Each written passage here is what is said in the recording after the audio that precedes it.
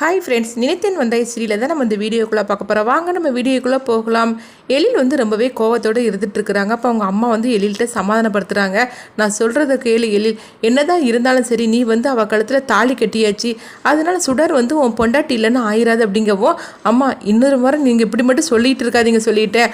அவள் என்னை ஏமாற்றி அவள் கழுத்தில் தாலியை வாங்கியிருக்கிறா. நீங்கள் என்னென்னா அவளுக்கு சப்போர்ட் பண்ணி பேசிகிட்டு இருக்கிறீங்களா?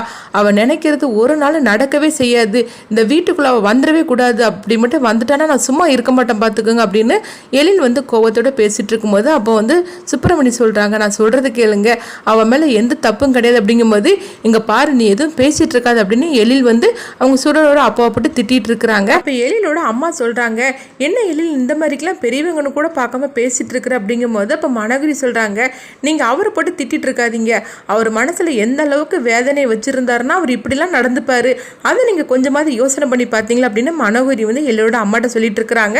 அடுத்து பார்த்தோம்னா எழில் வெளியே வரவும் எல்லாருமே அவர் கூடயே வராங்க. அப்போ வாசல்ல சுடர் நின்றுட்டு இருக்கிறாங்க. இங்க பார்த்தோம்னா இந்துமதியும் அவங்க தீபாவையும் தான் காட்டுறாங்க. அப்போ இந்து சொல்றாங்க, அங்க என்ன நடக்க போதோ தெரியல, சுடர் வேற வாசல்ல நின்றுட்டு இருக்கிறா, எழில் வீட்டுக்குள்ள கூப்பிடுவாரா இல்லைன்னு தெரியல அப்படின்னு அவங்க ரொம்பவே பதட்டத்தோட இந்துமதி இருந்துகிட்டு இருக்கும்போது அப்போ சுடர் வாசல் நின்று அழுதுகிட்டு இருக்கிறாங்க. அப்போ எழில் சொல்கிறாங்க, நீ நினச்சது நடந்துடுச்சுன்னு சொல்லி சந்தோஷப்பட்டுட்டு இருக்காத, நீ ஒரு காலமும் அந்த வீட்டுக்குள்ளே நீங்கள் வரவே முடியாது அப்படிங்கும்போது அப்போ எழிலோட அம்மா சொல்கிறாங்க, இங்கே பாரு எழில், நீ நடக்கிறது எதுவுமே சரியில்லை, என்ன இருந்தாலும் சரிதான், நீ தாலி கட்டின பொண்டாட்டியாக்கும் அவா, இதுக்கப்புறம் இந்த வீட்டில் தான் அவள் இருக்கணும் அப்படிங்கும்போது, அம்மா நீங்கள் மட்டும்தான் அவளுக்கு சப்போர்ட் பண்ணி பேசிகிட்டு இருக்கிறீங்க, உங்களை தவிர இந்த வீட்டிலேருந்து யாராவது அவளுக்கு சப்போர்ட் பண்ணட்டும், நான் வீட்டுக்குள்ளே போகிறதுக்கு அனுமதி கொடுக்குறேன் அப்படிங்கிறாங்க. இப்படி பேசினதுமே மனோகரி குழந்தைங்க எல்லாத்தையும் பார்க்குறாங்க. குழந்தைங்க எல்லாமே தலை குனிஞ்சிட்டு அவங்க கோவத்தோடு இருந்துட்டு இருக்கிறாங்க. அப்போ இதை பார்த்துட்டு மனோகரி ரொம்பவே சந்தோஷப்பட்டுட்டு இருக்கிறாங்க. இங்கே பார்த்தோம்னா அஞ்சலியை தான் காட்டுறாங்க. அஞ்சலி எப்போ சுடர் கொஞ்சம் நில்லு அப்படின்னு சொல்லிக்கிட்டு சுடர் பக்கத்தில் போகிறாங்க. நீ வீட்டுக்குள்ளே வா அப்படின்னு சொல்லி கூப்பிடவும் இதை கொஞ்சமே எதிர்பார்க்காத வீட்டில் உள்ள அவ்வளோருமே அதிர்ச்சி அடைகிறாங்க.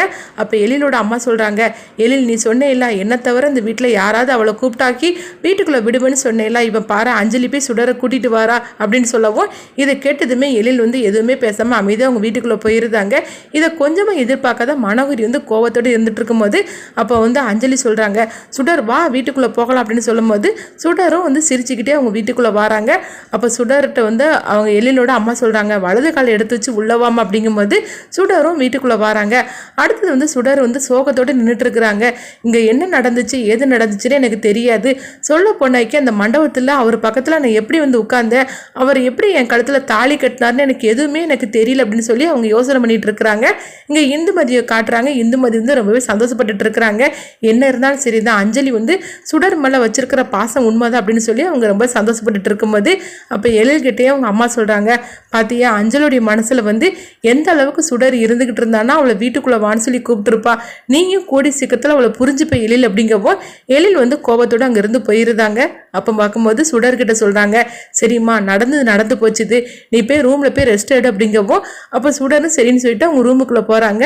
அப்போ சுடர் மற்ற குழந்தைங்களாம் பார்க்கறதுக்காக வரும்போது எல்லாருமே கோவத்தோட முகத்தை தூக்கி வச்சுக்கிட்டு இருக்கிறாங்க. அப்போ சுடர் சொல்கிறாங்க, என் மேலே எந்த தப்பும் கிடையாது, நாங்கள் எப்படி எனக்கு சுத்தமாக எனக்கு தெரியாது அப்படிங்கும்போது அப்போ குழந்தைங்க சொல்கிறாங்க, நீ திட்டம் போட்டு தானே எங்கள் அப்பாவை கல்யாணம் பண்ணிக்கணும்னு சொல்லி இந்த மாதிரிலாம் நடந்துக்கிட்டு இருக்கிற, உன்னை நாங்கள் ஒரு காலமாக நாங்கள் மன்னிக்கவே மாட்டோம் அப்படின்னு குழந்தைங்க எல்லாமே கோவத்தோடு இருந்துட்டு இருக்கிறாங்க. அடுத்து பார்த்தோம்னா குழந்தைங்க எல்லாருமே மனோகரி பக்கம் போகிறாங்க. இந்த மாதிரி தான் இந்த கதையை எடுத்துகிட்டு போகிறாங்க.